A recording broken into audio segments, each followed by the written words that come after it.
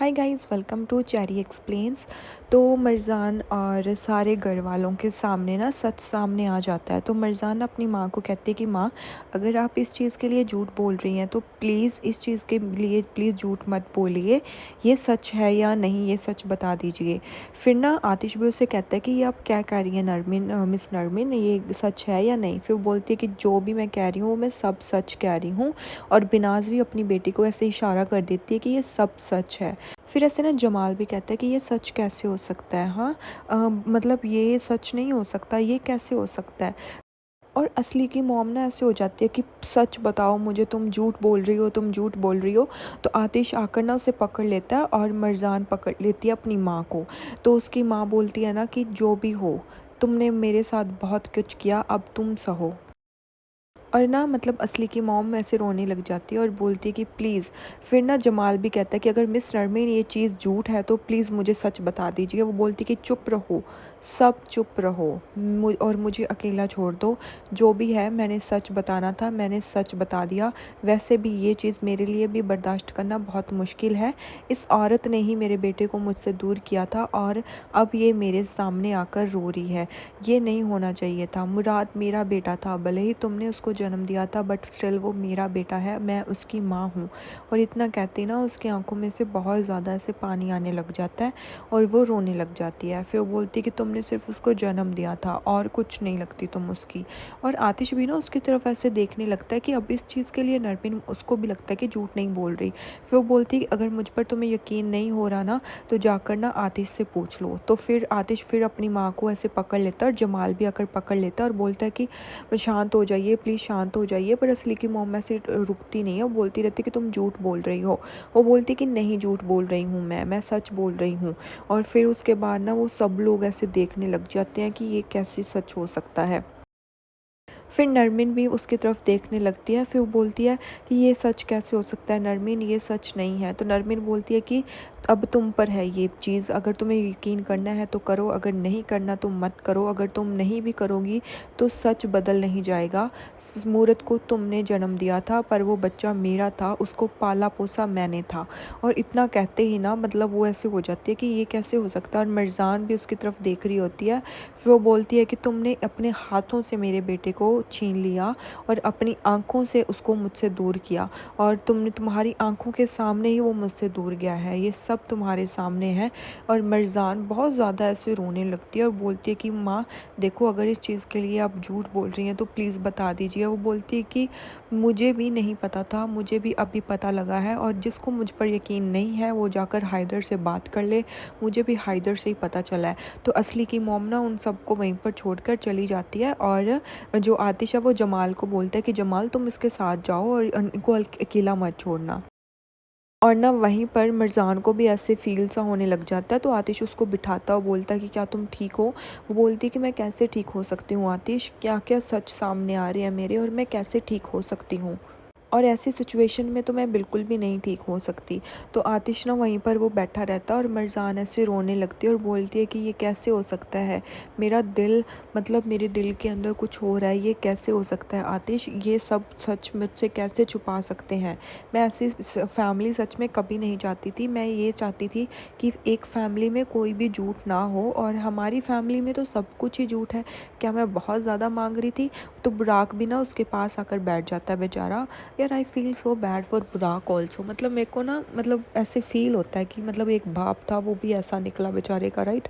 फिर उसके बाद ना मरजान उठती है और जाकर ना अपनी माँ के पास बैठ जाती है और नरमीन के पास जाकर रोने लगती है। और नरमीन भी बहुत ज़्यादा रो रही होती है। और मेरे को नरमीन के लिए भी सच में बहुत बुरा लग रहा है बेचारी के लिए। फिर ना हमें दिखाया जाता है वो आती है असली की मॉम हाइदर से मिलने। तो हाइदर उसे देखकर ना ऐसे हो जाता है कि ओह, तो आज कौन सी हवा तुम्हें मेरी तरफ ले आई, तुम यहाँ पर कैसे आ गई, और तुम क्यों आई हो यहाँ पर। तो वो ऐसे सुनती रहती है। वो बोलता है कि और तुमने इतनी जल्दी में मुझे यहाँ पर बुलाया, तो बात तो पक्का कोई इम्पॉर्टेंट ही होगी, तो बताओ मुझे क्या बात है। तो फिर ना वो असली की मॉम उसकी तरफ ऐसे देखती है और बोलती है कि मेरा बेटा मुराद, क्या मुराद सच में मेरा बेटा था। और ना उसकी आंखें खुली की खुली रह जाती है हाइदर की कि इसको कैसे पता। फिर वो बोलती है कि सच बताओ हाइदर, क्या वो मेरा बेटा था। तो हाइदर कहता है कि तुम्हें इस सच के बारे में पता कैसे लगा।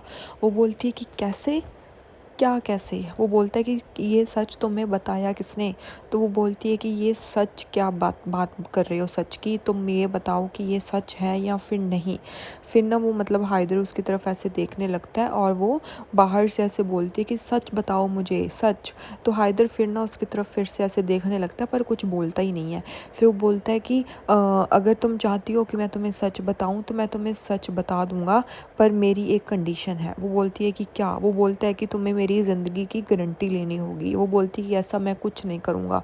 तो हैदर बोलता है कि चलो ठीक है, ऐसा अगर तुम नहीं करोगी तो फिर मैं जा रहा हूँ यहाँ से और मैं तुम्हें कुछ भी नहीं बताऊँगा। इतना कहकर वो जा रहा होता है।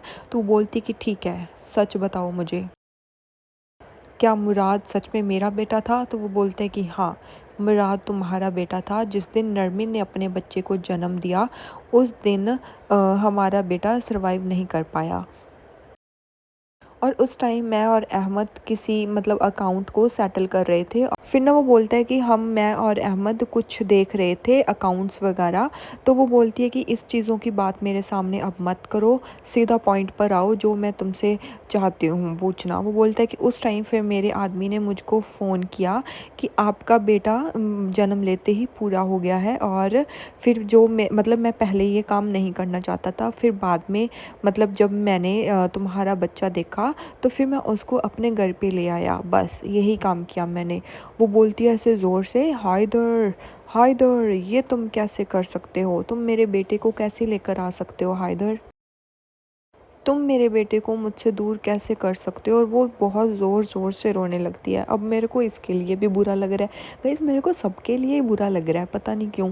फिर उसके बाद ना वो बोलती है कि क्यों क्यों किया तुमने हाइदर ये सब? क्यों किया? अगर मुझे पहले पता होता कि मेरा बेटा मेरे सामने ही है तो उसको मैं एक बार अपने दिल के साथ तो लगा लेती हाइदर। हाय यार, सच में बुरा लग रहा है मेरे को इसके लिए। फिर वो बोलती है कि मैं रोती रही अपनी बेटे की याद में इतनी दूर दूर ज़ोर ज़ोर से, और अगर मुझे पता होता कि मेरा बेटा मेरे सामने है तो मैं उससे एक बार मिल ही लेती। हाइदर तुमने मुझे सच क्यों नहीं बताया? तुमने मेरे साथ ऐसा क्यों किया यार? I feel bad. फिर उसके बाद ना वो बोलती है कि क्या तुम्हारे पास तुम्हारा दिल नहीं था क्या? तुमने जो हमारे साथ ऐसा किया, तुमने मेरे बेटे को मुझसे क्यों छीना हाइदर? ऐसा क्यों किया तुमने?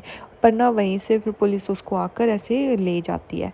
फिर उसके बाद हमें दिखाया जाता है मतलब आतिश और मरजान बाहर गार्डन में आए होते हैं। तो आतिश उससे पूछ रहा होता है कि क्या तुम ठीक हो? वो बोलती है कि नहीं, मेरा दिमाग इस चीज़ को ना एक्सेप्ट नहीं कर पा रहा। तो वो बोलता है कि मेरा भी नहीं। और वो बोलती है कि मतलब इतने टाइम तक पापा ने ये सीक्रेट रखा ही क्यों?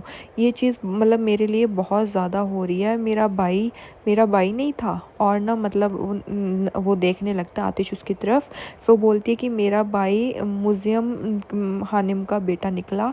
ये चीज़ कैसे हो सकती है? ये चीज़ मेरे लिए एक्सेप्ट करनी बहुत मुश्किल हो रही है। और कैसे ये सब मेरे माँ बाप मुझसे ये सब छुपा रहे हैं? तो आतिश उसकी बातें ना ऐसे चुपचाप सुनता रहता है और मरजान बहुत ज़्यादा से दुखी होती है इन चीज़ों से और वो ना रो रही होती है। फिर उसके बाद वो बोलता है कि क्या पता मिस नरमीन इस चीज़ के लिए झूठ बोल रही हो और कुछ ऐसा हो ही ना, हमें क्या पता। तो मरजान कहती है कि नहीं, मेरी माँ मुराद भैया के लिए कुछ भी ऐसे गलत नहीं बोलेगी और ना ही उनके बारे में कुछ झूठ बोलेगी।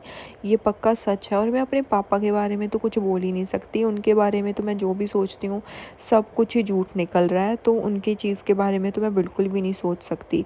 तो तभी ना फिर आतिश उससे बोलता है कि अब मुझे पता है कि मदर मुझे ना बहुत ज़्यादा ऐसे दुखी होंगी। तो फिर बोलती है कि हाँ मुझे पता है, ये सच बहुत कड़वा है और ये कैसे हो सकता है? उनके सामने उनका बेटा था और उनको पता ही नहीं था। और यहीं पर ये एपिसोड एंड हो जाता है।